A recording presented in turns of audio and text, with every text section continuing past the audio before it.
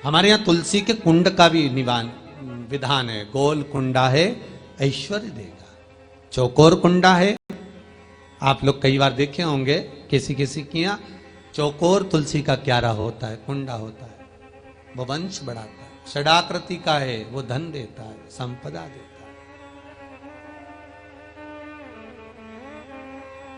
दोष हमारा है, हम तुलसी के कुंड के नीचे शंकर जी को रख देते हैं। क्यों? कि यहीं तुलसी जी को पानी चढ़ाएंगे, यहीं शंकर जी को चढ़ा देंगे। दोष है। तुलसी के कुंड के नीचे हम सर्पदेव को रख देते हैं, नाग देवता रख देते हैं, पानी चढ़ाएंगे, पात्री रख देते हैं, नहीं, दोष।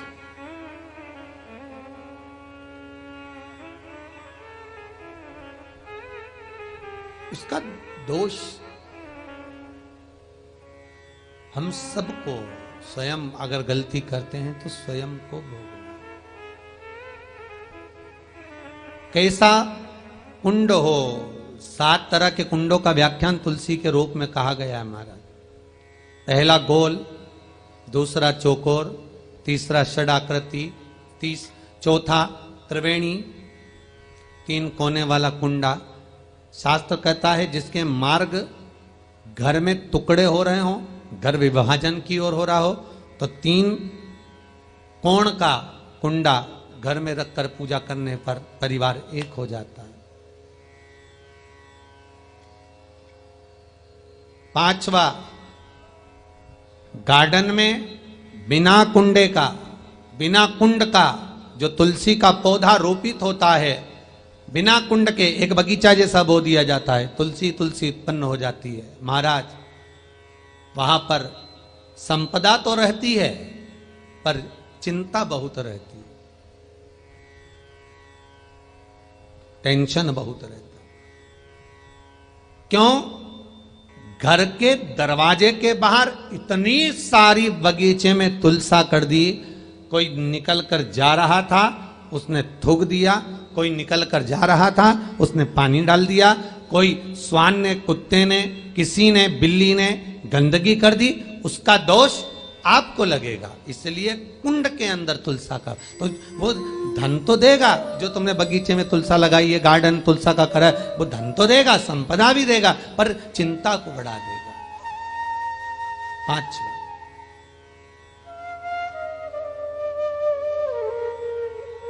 महाराज 6, तुलसी के कुंड को 3 धार पर लटका कर रखना। कई जगह पर आपने देखा होगा तुलसी का जो कुंडा होता है उसको 3 जो तार होते हैं, 3 जो चेन होती है, उस पे लटकाया जाता है। महाराज विष्णु पुराण उसका भी व्याख्यान करती है। महाराज वहां व्यक्ति के कार्य उन्नति की सीढ़ी की ओर बढ़ जाते हैं। जैसे भोजन की थाली लग गई, भोजन तैयार हो गया, बस खाने बैठे हो और थाली खसक गई, समझ लेना कि तुलसी को अधर पर लटका कर रखा है। इसलिए कार्य तो हो रहे हैं, बनने वाले हैं, 4 दिन बाद ये काम होने वाला है, 8 दिन बाद ये काम होने वाला है, लग रहा है कि इसमें इतना फल मिलेगा, लग रहा है इस व्यापार को करेंगे तो इतना फायदा हो जाएगा, सब कुछ करा, लाखों रुपए लगा भी दिए, थाली मालूम पड़े खसक गई, अधर लटका है तुलसी। 7 क्रम है तुलसी के, ये 6ठा क्रम बताया। तुलसी का 7वां क्रम,